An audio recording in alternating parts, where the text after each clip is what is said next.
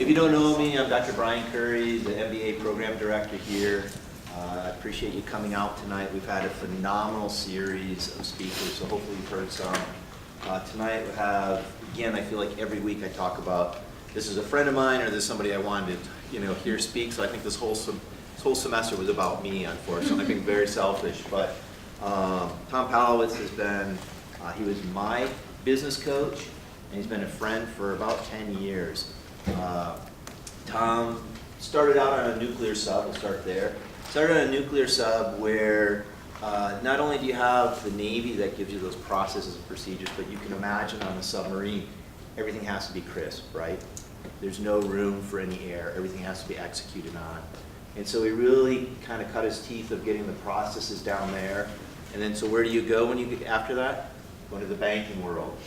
And so he went into the banking world, became very, very successful, and then decided, well, I want to do something new. So there was a new franchise that was out called Action Coach. And now we were just talking about this, there's a lot of coaches out there, but at the time they started, there really wasn't those business coaches. And so they started Action Coach, and as in typical fashion of what Tom does, he didn't just start it, they became, Action Coach grew throughout the world. They became the #1 Action Coach franchise in the world. So you're starting to see a pattern. You have somebody that excels at everything they do, puts processes into place, doesn't allow you to slack. That's why all of you are down in the front row. So all great attributes for somebody like me when I was first a CEO and was a mess, and coming to a coach. So I appreciate everything he told me, everything I still carry on. Are you doing above the line, below the line tonight? Okay. So that will make more sense in a little bit.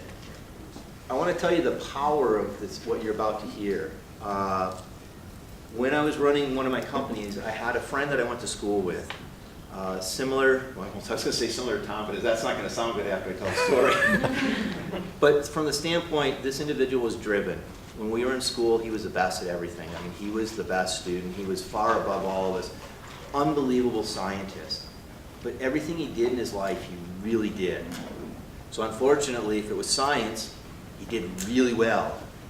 If it was something bad, like some kind of bad addiction, he did really well. He ended up losing his job. He lost his marriage, lost his kids, lost his job. And it's that sad story you hear about these brilliant people who lose everything. And he came to me and I said, well, we'll hire you. You're the best scientist I've ever worked with in my life. And I went through that and I drove home and I thought, okay, I've just hired a friend who's a great scientist who's in a lot of trouble. And he's looking to me as a CEO to give him guidance. If you've heard anything else I've ever talked about, I've always talked about when you're a leader, your job, at least in my mind, one of your primary things is to grow your people, right? People think it's about the product, they think, oh, I got to do the sales, all that stuff's important, but it's really about your people, and you have an incredible honor that somebody comes to work for you or underneath you, and you're going to grow them, right? And so I thought, oh my gosh, how am I going to do this? And so the next day he comes to work, and I sat down with a piece of paper and a chart, like you're going to hear tonight, and I gave him my version of above the line, below the line for living. And I thought, this is kind of hokey. I mean, this guy's life is just in shambles. And I give him this lecture that I heard from Tom. He kept the job with us. He turned his life around. He got straightened out, remarried. He sees his kids now. He's paying taxes, and he's a productive individual. Every time I see him, he thanks me for that meeting. And every time he thanks me, I say, it's not mine. It was my action coach, Tom.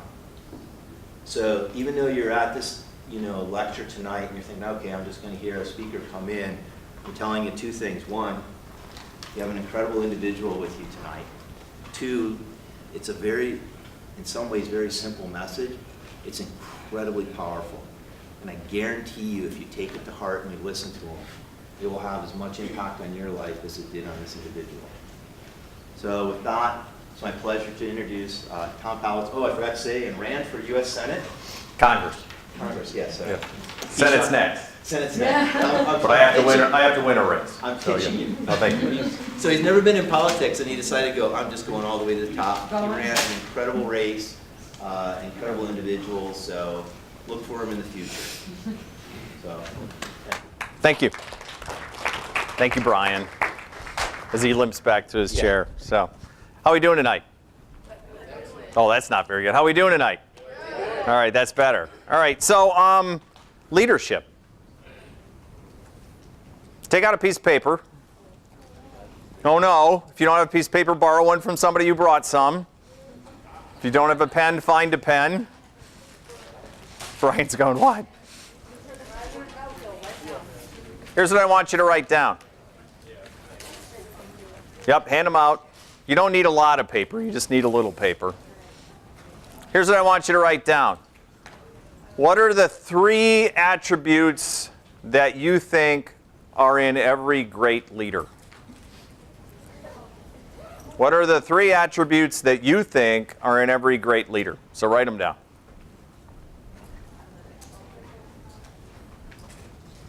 If you don't know, you can do some market research. That's called looking at your desk mate's paper. Whatever you come up with. 3 attributes.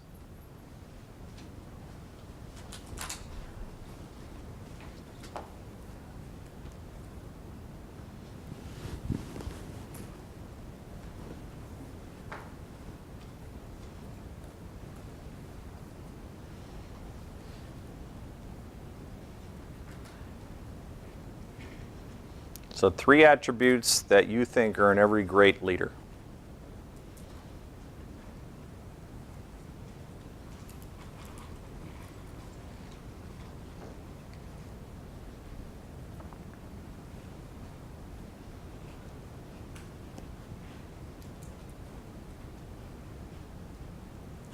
Now, I want you to write down what are your attributes as a leader.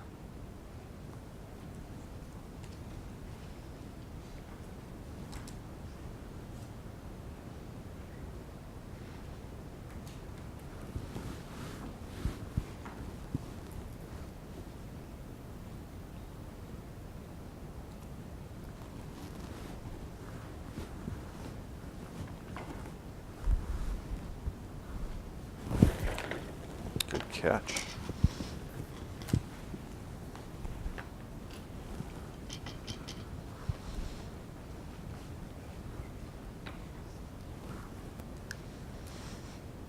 All right, you got it? Who needs more time? You're looking good. All right, we got one more writing. All right, so put that aside for a minute. So I always like to start with some ground rules. So Brian talked about this idea of above and below the line. So I'm going to draw this out for you. So everybody draw this out. So draw a line, draw a horizontal line.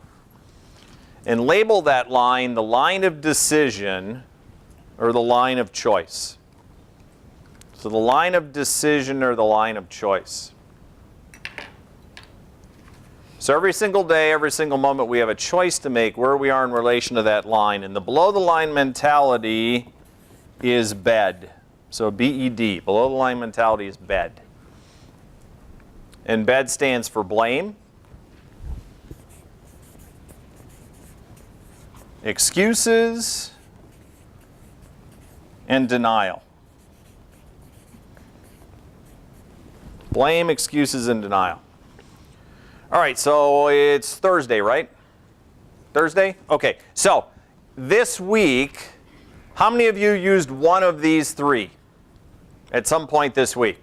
All right, so raise your hand if you use some blame. Raise your hand if you blame someone or something for something that happened. Raise your hand. All right, who's got a story? Who wants to talk about their blame? I'll pick on people. Come on, somebody just, what's one of the things that you use some blame? Yes? I kind of blame the fact that I'm not very prepared for tonight's exam because of car issues. It's like Awesome, right? after another. Yeah, so you had some car issues, right? So therefore, they kept you from being fully prepared. Right. Awesome. So that's a good blame, right? Yep. Any other blames?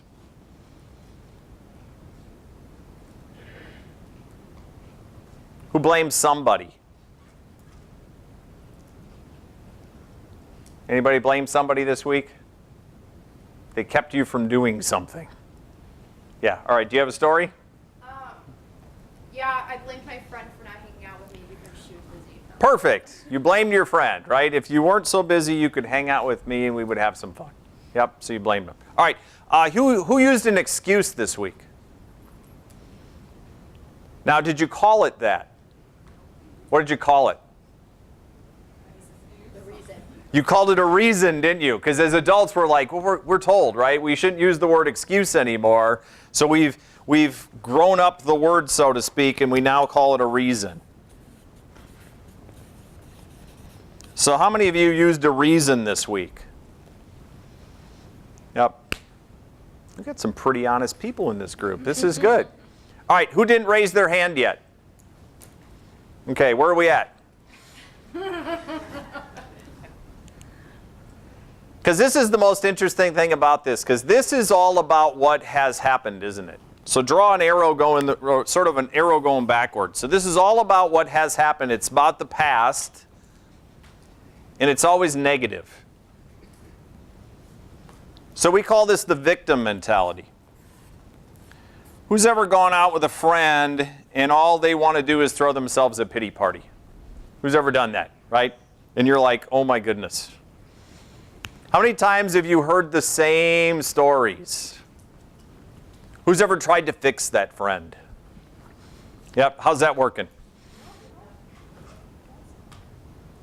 Nope, why not? They don't want to change.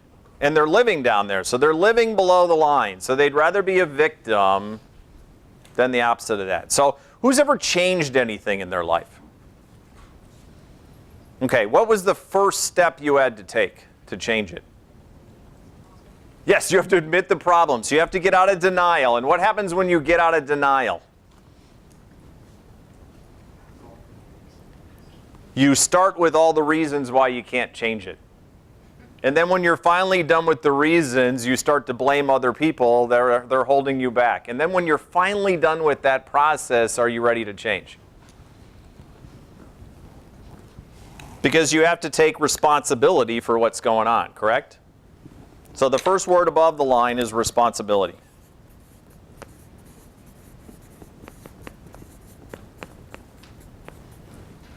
Because in order to change something, you have to say, okay, it's mine. And I'm going to do something about it. But that's not enough, is it? Who's ever set a goal that you didn't achieve? Okay, what happened? Gave up?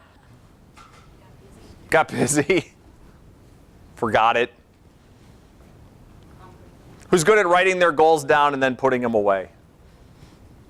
Hiding them from yourself. Like, I don't want to know about my goals. Who's ever set a secret goal? I have a goal, but I'm not going to tell anybody. Yeah, what happens when we set secret goals?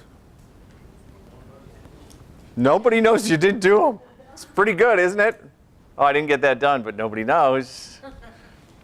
So what happens when we really want to do something, or we really want to change something? Who do we tell? Everybody.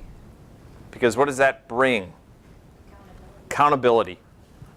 Because you are now accountable to changing that thing or reaching that goal. And if you combine the responsibility and accountability, you now have what we call ownership over what's going on. Because the above the line mentality is about what you're going to do about it. It's not about what has happened. What has happened is always interesting, but it doesn't really matter in the context of what you're going to do next. So the idea behind this is what we call the victor mentality. And this is the victim mentality.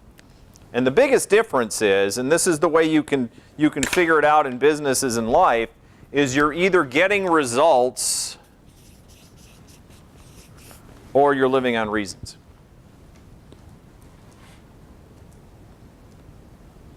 Make sense? All right, now, How many of you are consistently below the line? Like you wake up in the morning and you say to yourself, I cannot wait to use an excuse. I cannot wait to blame somebody. It's going to be a great day. I would doubt any of you. But you all, pretty much all of you, except for the few denial people, raised your hand and said, yeah, I went down below the line. So what brings us there? What was that? Life. So is that above or below the line? Depends on what part of it. So life can bring us there as long as what? We allow it to happen. So this is all about your attitude about what's going on. So it starts with every day saying, all right, am I going to consistently be proactive and figure out how to change things, or am I going to use any one of those 3 below the line things? Who's in denial about something right now? All right, let me ask a different question. Who's a human being? Awesome. Everybody's hand goes up. That's good. It's funny how we do this to ourselves, is we stay in denial about things until we're ready to change them, correct? Do me a favor. On your sheet of paper, you don't have to share this with anybody else. Write down the one thing in your life that you know needs to change. Write down the one thing in your life that you know needs to change. You don't have to share this with anybody, just write it down.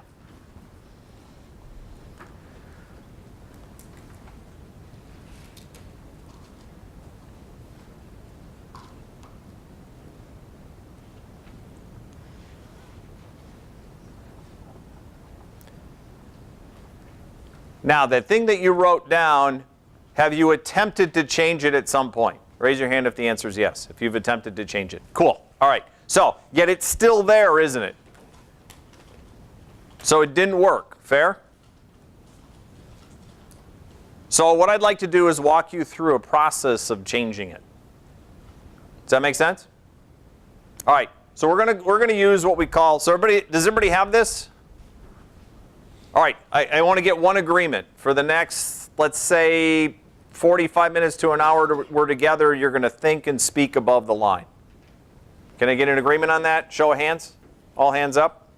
Everybody? Outstanding. Cameramen? Outstanding. All right, everybody's in. All right, so what we want to do is we want to change something. So I learned a long time ago that there's an actual formula.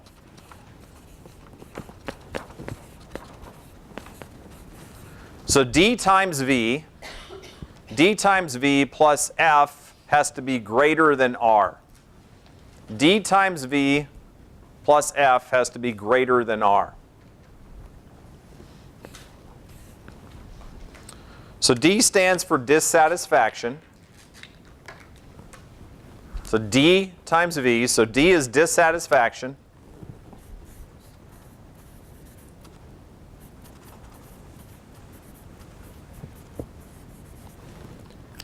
And V is vision.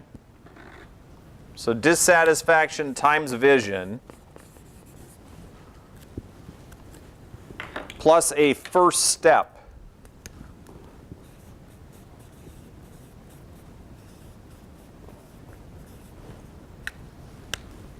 Has to be greater than resistance. So dissatisfaction times vision plus a first step has to be greater than resistance.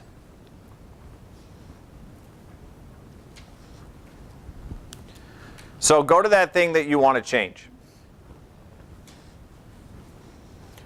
On a scale of 1 to 10, what is your dissatisfaction level?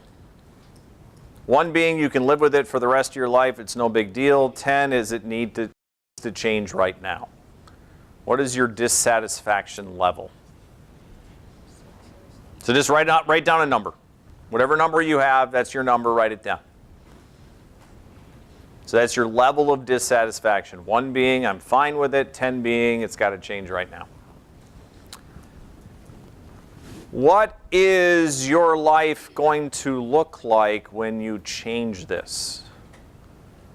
How clear are you on your vision of what your life looks like when you change it. Also give yourself a score. 1 being completely cloudy, like I don't know what it would do if I changed it. 10 being I have complete clarity on what my life will look like if I change it. So give yourself a score.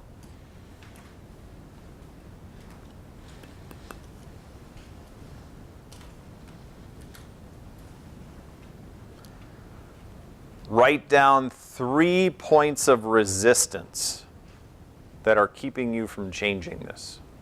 What are 3 things that are holding you back from changing this? So write them down. Where's the resistance coming from?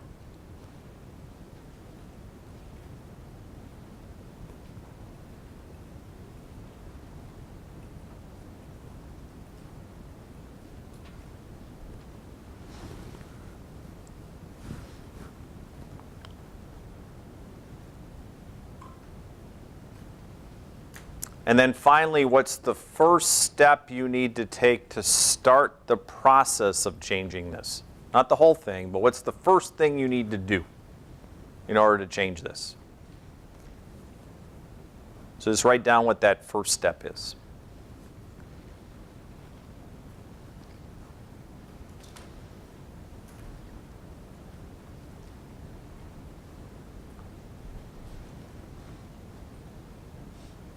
We got it? All right, so put your pens down. On your dissatisfaction score, who had a 10? Raise your hand if you had a 10. Put them up high. 10s, put your hands up high. Everybody look around the room. How many hands do we have up? 5. How many people are in this room? Math majors, help me out. How many? Yeah, a lot more than 5.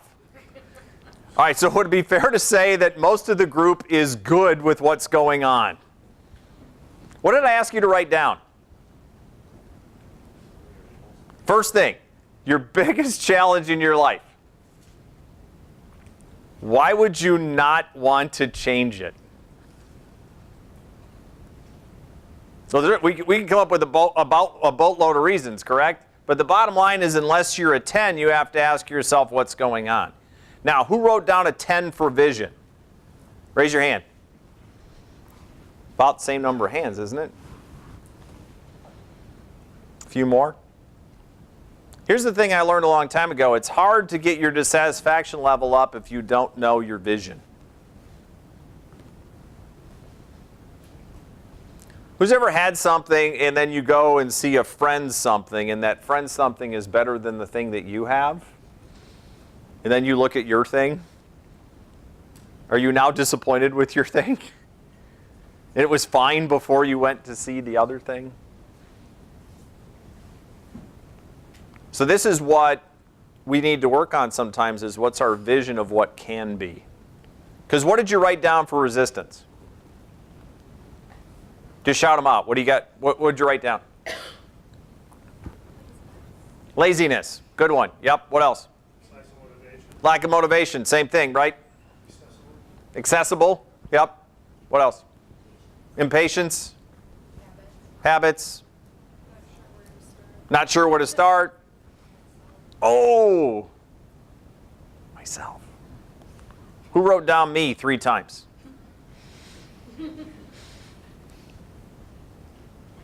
Because all the rest is what?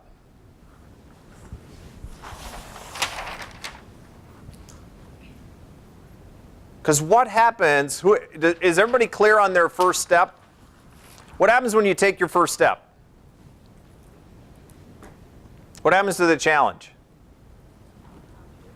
Becomes real, and is it hard? Or is taking the first step hard?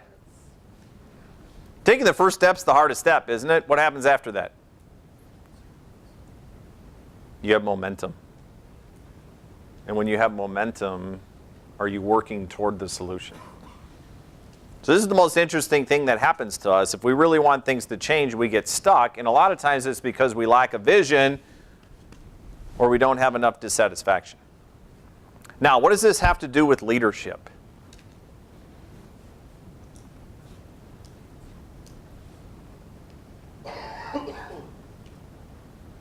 Awesome. All right. So in groups of 3 to 4, I want you to come up with at least one thing that this has to do with leadership. All right, so find a group, talk. I'll give you a couple of minutes to talk this through. All right, so get together, find a group of people. Got to find a group.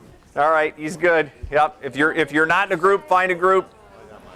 Person with the shortest hair gets to talk first. Person with the shortest hair gets to talk first. Go.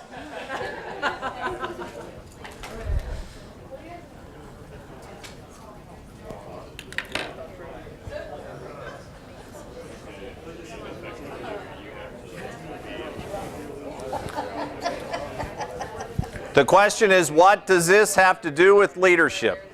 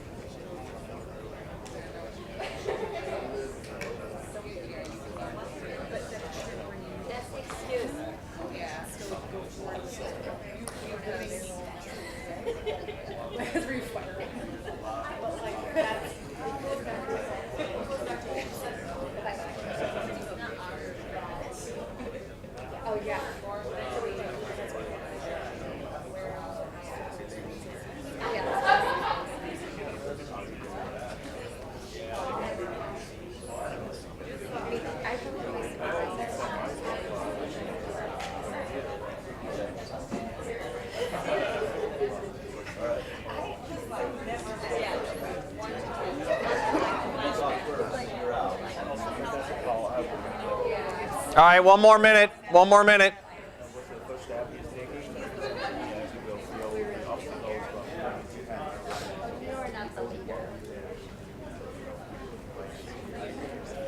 Right.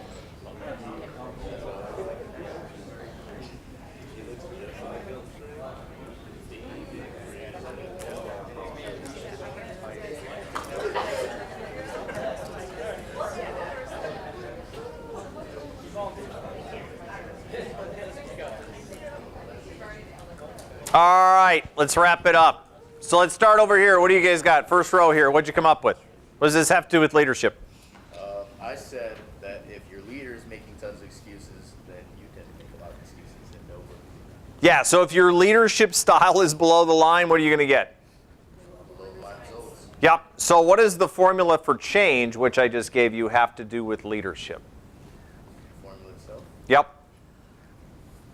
Keep thinking. What do you got up here? I've said that like if a person's honest with themselves and they can see like what they need to change and like how they want to change it, that kind of encouragement to others as well. Yeah, great leaders understand that they need to work on themselves in order to help other people change. Awesome. Great. Round of applause. All right. How about here? Well, we talked about that, but we also talked about how, when you're evaluating employees and they have dissatisfaction in some sort of area of their employment, and figure out the first step for them and why they're dissatisfied. Yeah, you can actually help them through the process then. Correct. Awesome. Great. Thanks. How about here? We kind of just talked about being a role model. Mm-hmm. You want to be above the line, kind of what they were going off of. Mm-hmm. And if you have those qualities, your employees are more likely to follow in your footsteps. Yep. So being that role model. Awesome. How about over here? What'd you have? We said a leader has a clear vision, aware of the obstacles or resistance, doesn't accept or make excuses, and willing and comfortable taking the push. So leaders have a vision. So write this word down, expectations.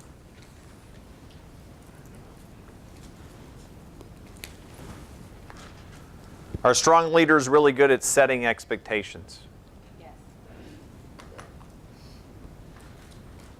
And then are they willing to hold you accountable to those expectations? Yep. And then are there usually consequences, positive consequences for doing it and negative consequences for not doing it? Cool. How about over here? Right here. We talked about basically just like the vision, that leaders provide a great vision for the people around them. Leaders provide a great vision. Yep. People around them. Like everybody's pretty much taking our ideas. I think they were listening in. No, Yep. They took them all already. Yep. No, the whole mentality of top-down leadership, you know, it starts there at the leader, it starts with the vision, it starts to, you know, identify, various things that need to be worked on, improved, and then results, and then determining metrics to evaluate yourself against those. Yep. How much change is there in organizations? Who said not? A lot? Okay. Because I've been in some where there's not. Like the organizations that have been around for a long time, when I show up, it's like, oh my goodness. Things haven't changed in a while. Who's ever been someplace where they say, well, that's just how we do it? Yep, yet things constantly change, yet most people aren't really good with change. Are you good with change? Well, the results would say no, because we had a lot less than 10, didn't we, on the dissatisfaction score? If you were good with change, you would have said 10, and you would have said, yeah, it's time to get going. Change is hard. So leadership is about understanding, how do I help people see a vision? How do I create the expectations toward that vision? How do I hold people accountable to keep moving? Because your job as a leader is, how do I just get people to agree to a first step? Because if I can get them to a first step, we can move forward. So what were the things that you wrote down that make good leaders? What were the words that you wrote down? Motivational? Trustworthy? Hardworking. Hardworking? Not hot-headed. Not hot-headed? Communicator. Smart? Mm-hmm. Patient? Inspiring? Mm-hmm. Strong. Good speaker? Strong moral compass. Strong moral compass? Humble? Genuine? Goal-driven? Knowledgeable? Make possibilities real. Open-minded. List goes on, doesn't it? When you wrote down your leadership qualities, how many of you had a perfect match? So would it be fair to say that you have some changing to do? You also have some learning and growing, don't you? So let's talk about learning. So I want everybody to stand up and find a partner. Stand up, find a partner.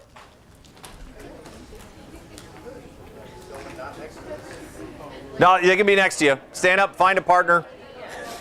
All right, if you do not have a partner, raise your hand. If you do not have a partner, raise your hand. We have somebody here who doesn't have a partner. Can you come over here? All right. We got it? Oh, wait. All right, over there. Does everybody have a partner?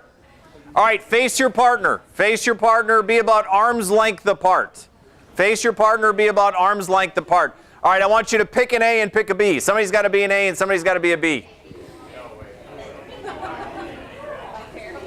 All right, that took too long. All right, so A's, thank B's for going first. A's, thank B's for going first. Thank them. All right, B's, watch me. B's, put your arms out. Put your thumbs down so your palms are facing out. Put one hand over the top of the other. Intertwine your fingers and slowly pull your arms through. Slowly. Now, A's, point to a finger without touching it and have them move it. Point to a finger without touching it, have them move it. All right, go all the way around. Come on, move those fingers. Keep going. Point to a finger. Only one at a time. Move one finger. Make sure you get the pinkies. Make sure you get the thumbs. All right, touch one, touch one. Awesome. All right, relax. All right, B's, payback time. A's, same thing, arms out. Thumbs down. One hand over the top of the other. Intertwine your fingers. Pull your arms through. All right, A, same thing. Point to a finger without touching it. Have them move it. Keep going. Go all the way around. Keep going. Keep going. Yes, you can. Concentrate. There you go. Keep going. All right, touch one. Touch one. All right, thank your partner. Take a seat. Thank your partner. Take a seat. Yeah, relax those arms.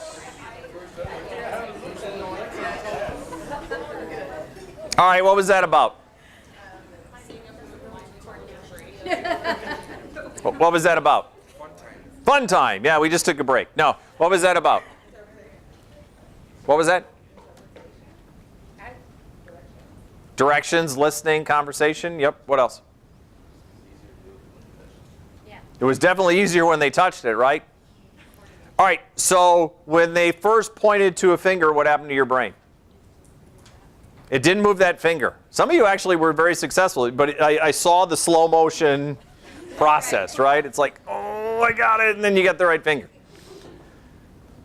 So what state of mind were you in at first? Confusion. Confusion is the precursor to learning. It's hard for us to learn anything unless we get put in a state of confusion. So the starting point is you have to get confused in order to change what you're thinking into new thinking. How many of you are excited by that idea? How many of you hate that idea? Yep, some of you hate that idea. So that the whole process then is how do you help people learn? And basically there are 4 steps. Whenever you learn anything, you have to go through 4 distinct steps. So it starts with, the way I would describe it is unconscious incompetence, which is an interesting way of saying is you don't know what you don't know. So you are unconsciously incompetent. So would it be fair to say there's lots of things in this world that you don't know you don't know? Yep, and the longer you've been around, the more you realize you don't know anything. Now, when you were first trying to move a finger, you were now consciously incompetent. Because you now were aware of it, but you couldn't do it. So when we move up the ladder from unconscious incompetence to conscious incompetence, that's when we get confusion. And then the next ladder up is conscious competence, which means you have to do it over and over and over again to learn it. And then what's the last combination?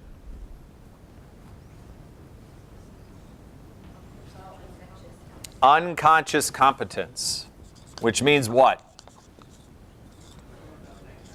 You do it without thinking. How many of you drove here today? Raise your hand if you drove here today. How many of you thought about driving on the way here? Really thought about it, like I'm doing the 10-2, I'm figuring out what pedal we got, I'm checking my mirrors every 30 seconds. Who did something else besides driving? Ate your sandwich, right? Because we're driving, I might as well eat my sandwich, right? Yep. So how many of you were unconsciously driving here? Raise your hand. All right, now, how many of you have some road rage every once in a while? Keep your hands up. How many of you have road rage also? Put the other arm up if you have road rage. So keep your arm up if you were unconscious, and then put the other one up if you have road rage. Look around the room. Everyone else is unconsciously driving. They're not doing it to make you upset. They're not paying attention because they don't have to anymore. How many things do you do in your life that you no longer have to pay attention to? Would it be fair to say a lot? Yep. Another way to describe it is these are your habits. Because you don't have to think about them anymore. Now, the thing I like to think about when it comes to leadership, if you want to change something, what we're really saying is you have to break a habit. And you have to create a new habit. So in order to do that, you have to go from this rung back down here to that rung. Which means you have to put yourself in a state of confusion in order to change it. This is why change is hard. Because most of us like to stay in our comfort zone, don't we? But in order to be a great leader, does it sometimes take you getting outside your own comfort zone? So one of the things I learned a long time ago is how do I purposely put myself outside my comfort zone to learn and grow? What does it usually also entail? How about failure? Who's heard you have to fail forward? How many of you purposely try to do things in order to fail faster? Think about that for a minute, though. What does it do for you? You learn faster. So that's the thing. You get to decide how quickly you want to grow as a person and how much you want to learn by how many times you want to fail. Because in order to do anything, you got to get through conscious competence, which means you're going to have some failures along the way.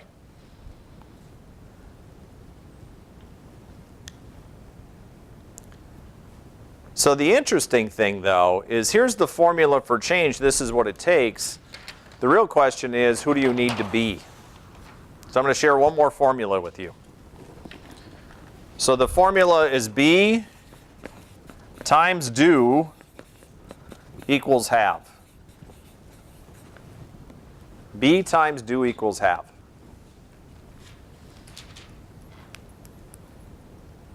So has anybody ever quit smoking? Anybody in the room ever quit smoking? All right, can I use you as an example? Would it be all right? Okay, so let's go back to this formula for a minute. So what made you decide to quit smoking? I started running at the time in 2005, and You started running and what happened? I was in a lot of pain. Yes, you're like, I can't breathe. This is not good. So what changed first, your dissatisfaction or your vision? My dissatisfaction. Because you were running. Why did you start running? Was someone chasing you? Okay, so you were just running. Yeah, you started doing it. Because you're like, okay, let's go run. Might provide some health benefits. And then you went, this is painful. Did your boyfriend also smoke? No. Did he wonder why you were running while with a cigarette in your hand? Okay. So your dissatisfaction level went up. Then what happened? Then I went to my car and broke them, and then quit for many years. So that was your first step, right?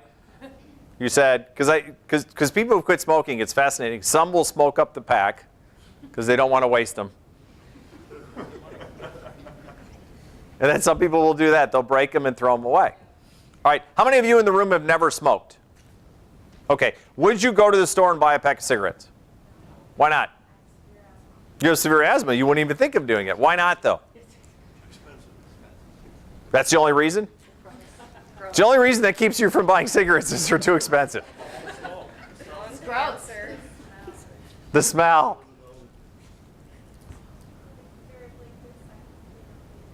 Yeah, they're addictive. But people who smoke already know they're addictive. Doesn't stop them. Why would you not go buy a pack of cigarettes? Are you a non-smoker? Is it part of your identity? Yeah.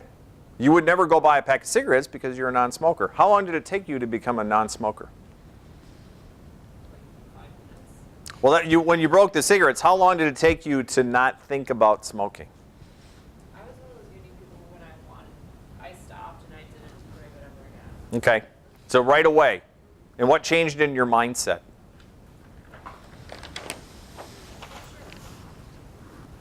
Did you feel better?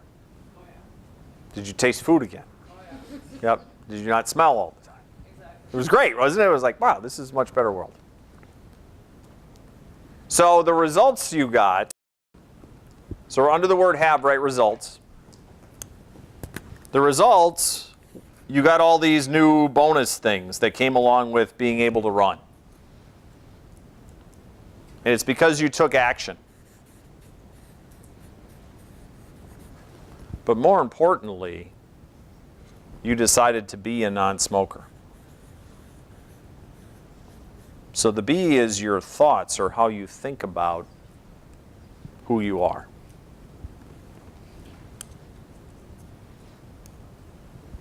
Because that challenge that you wrote down, who do you need to be to achieve the vision?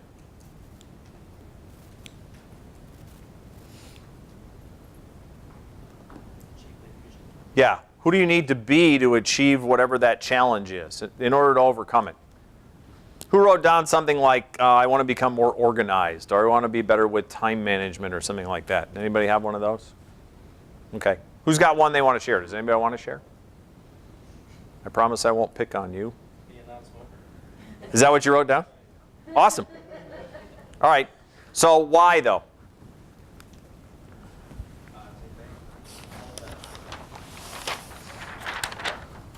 Is that true?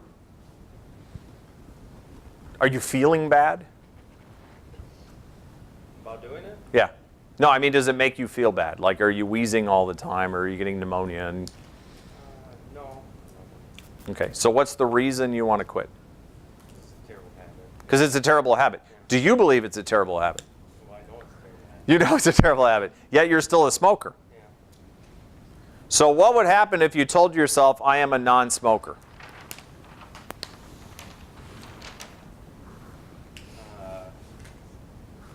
I guess I could tell myself that. Say it out loud for us. I'm a non-smoker. What'd the little voice in your head say? No, you're not. This is the issue, isn't it? Is you don't believe you're a non-smoker, so therefore you're going to continue to smoke. Because the hardest part about change is, what identity do we need to adapt to? What identity do we need to be in order to make the change that we need to make? Person in your vision. So does anybody do daily affirmations? Kind of? Like, what would be an example for you? I have like a meditation app and then I go daily reflective. Cool. So you do that to get your head straight, correct? 5-10 minutes. And what does that do for you? Let me know the day's rough, like you just were wired. Nothing happened yet. Yeah, I mean, like I might have woken up tired or like Sure. sick or just college. Yep. So here's the interesting thing. How many of you are already working really hard? Raise your hand if you have extra time.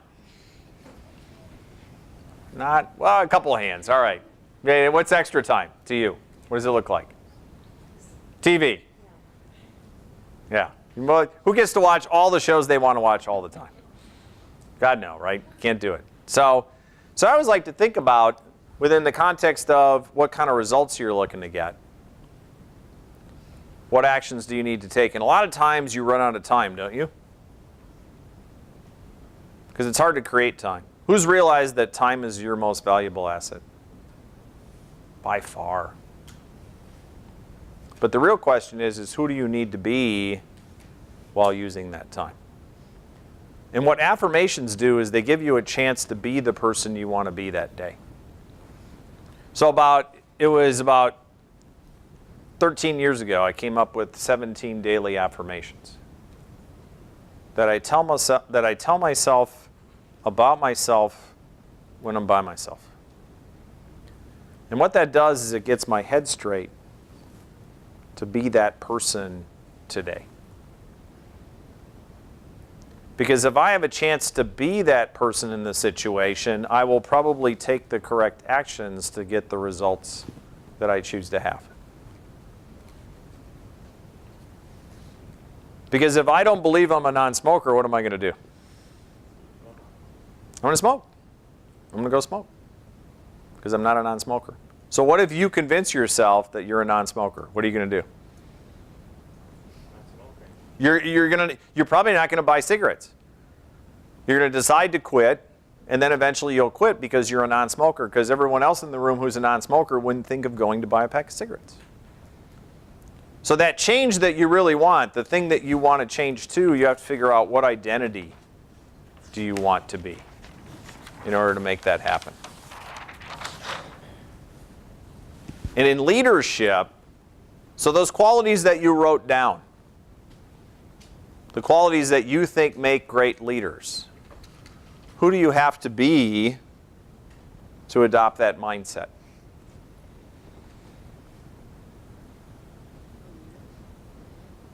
Well, the question is who do you have to be? Because these are your words. Because leadership is something you have to build yourself into. It's a skill, though. But it starts with, have you created the right identity for yourself to be able to be the kind of leader that you want to be? So your definition of leadership matches the kind of leader that you choose to be. So if you didn't write down those same 3 words when I asked you to write down the kind of leader that you are now, would it be fair to say that you have to work a little bit on your identity in order to get to where you want to go? So that would be the next step. Or, for some of you, the first step.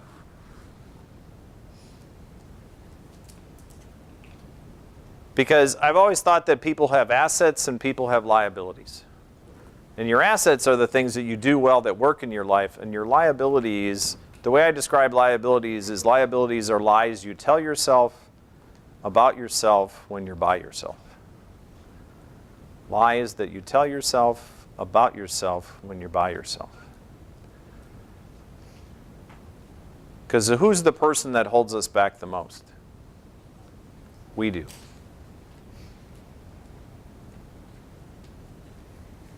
Because truly great leaders take a step back and say, what do I need to change? Who do I need to be able to help other people get to where they want to go? Make sense? All right, so I want you to write down on that challenge, I want you to write down what would be an identity that you would want to adopt. So like we said before, I am a non-smoker. Hopefully you wrote that one down. How often do you think you're going to have to say that? January 1st. Need some time. You must have just bought a carton. Yep. But the process would be, and here's how you know it's working, is when you say it to yourself and you don't laugh. Because now you start to believe it. Phase 2 is when you say it to somebody else and they agree with you. Phase 3 is when other people say it about you.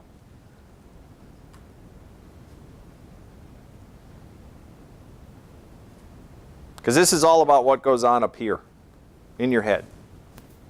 That's the starting point for everything else that happens in your life.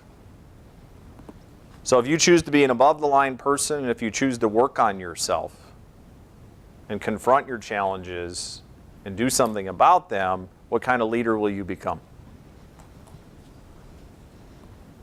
One that can help others do the same thing. Cool. All right, so we got a little bit of time for some Q&A. So I know we went over a lot of material. So who's got a question for me that they would like to ask? Yes? When you're saying like your vision of yourself, like I am a non-smoker Mm-hmm. or whatever, is it better or is it indifferent if you say I am this or I am not this, like doing the negative stuff? Yeah, your brain doesn't understand negative languaging. So your brain will take, who's ever said don't forget something to yourself? Does that work? No, it doesn't, because it doesn't hear the don't. You've just told yourself to forget that thing. And your brain's really good at like, okay, good, forget it. So the trick is how do you use positive languaging with yourself? Because if you say remember to do this, you have a much higher chance of being able to do it. So when it comes to your affirmations, an I am is much more powerful than an I am not. Yes? When you think about that example, the smoker versus non-smoker, Mm-hmm. should we be admitting that we are a smoker? Because we are saying to ourselves this kind of denial to me that saying I'm not a smoker.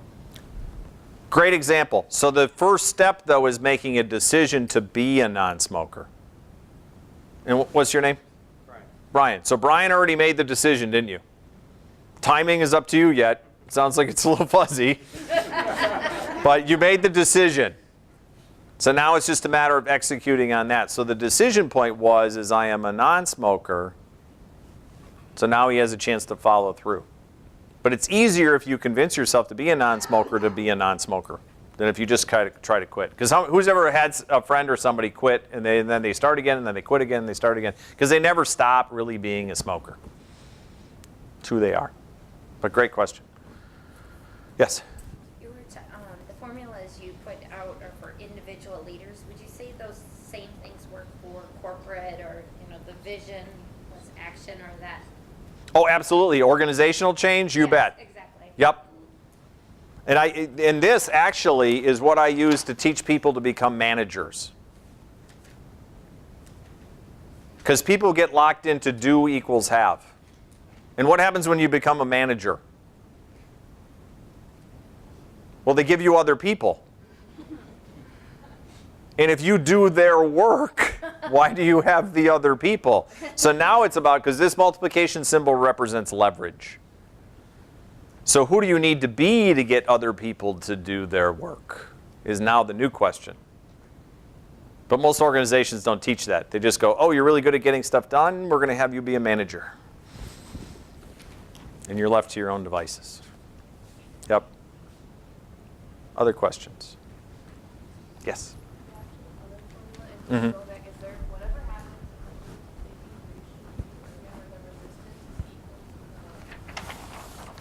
Vision. Mm-hmm. Well, here's the thing. If you really want to change faster, what I do is I pump up my vision. Because it automatically increases my dissatisfaction. Because how many of you like to be comfortable? Yeah, so write this down. I am comfortable being uncomfortable. I have to say it all the time. I am comfortable being uncomfortable. Because if you don't have any challenges that you're not overcoming, are you growing? No, you're steady state. And steady state doesn't help you and it doesn't help the people around you. How many of you know people who are a little bit older who've stopped growing? Like they're done. And they just say that this is me. What was that? Up or out? Well, out's easier when you get older. Yep.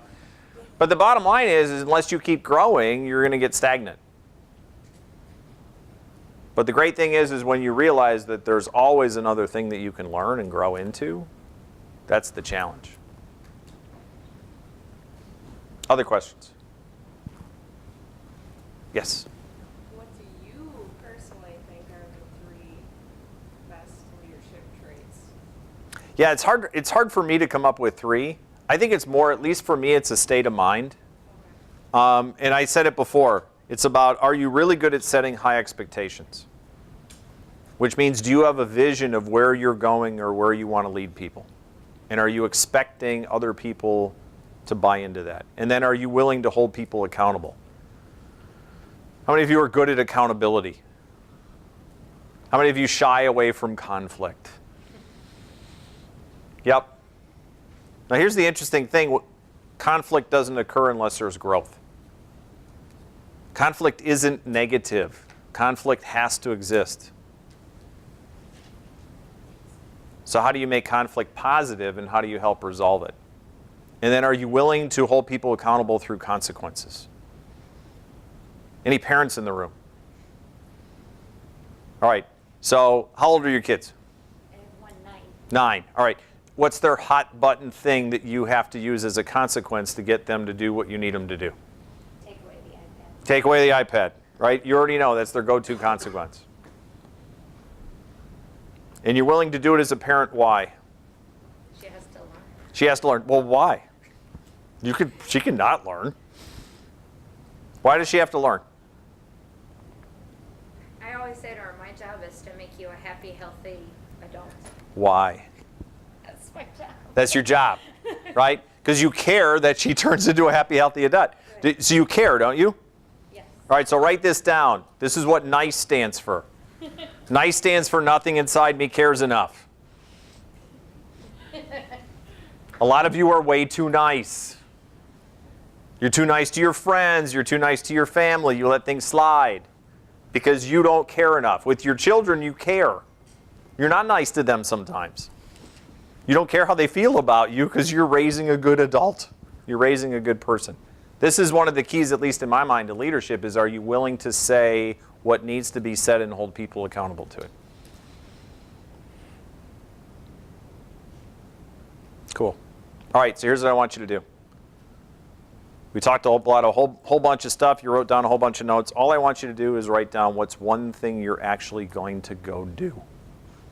I just want you to pick one. What's one thing you're going to go do from this? Just one. You overachievers, I said one. One.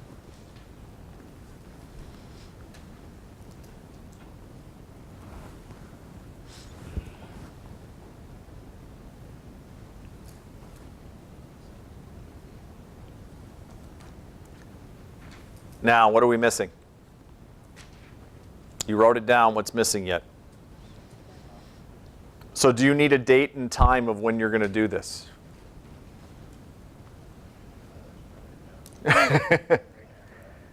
All right, well, that's fine. Write down the date and time. So everybody write down a date and time of when you're going to do it.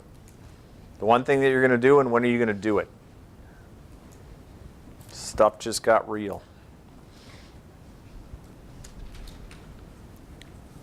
And now, if you really want to do it, what else do we need?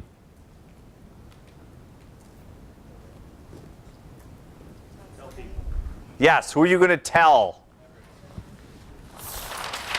So find somebody and tell them to build in some accountability, because then you will actually do what you said you're going to do.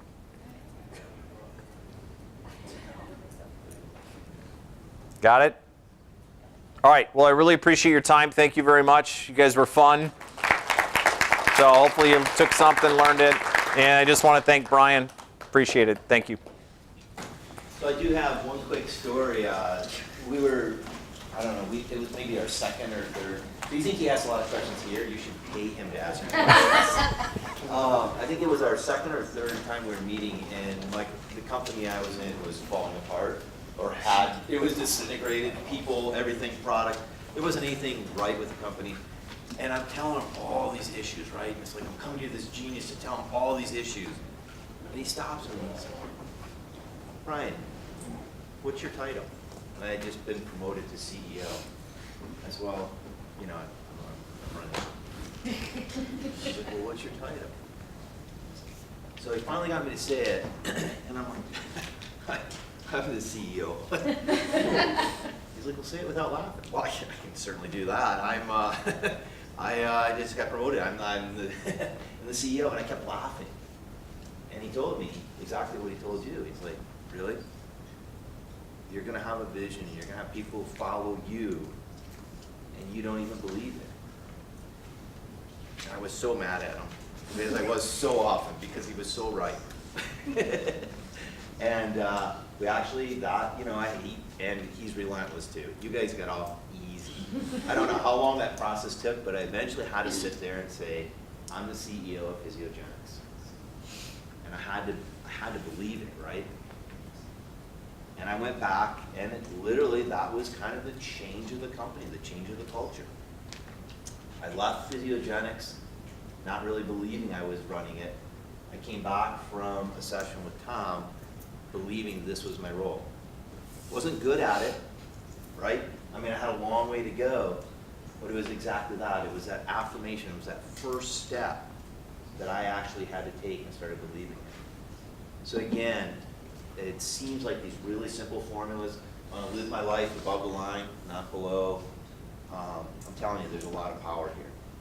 So I appreciate everything Tom did. He really changed my life, and I hope he touched yours and changed yours too. So one more round of applause for Tom. Thank you.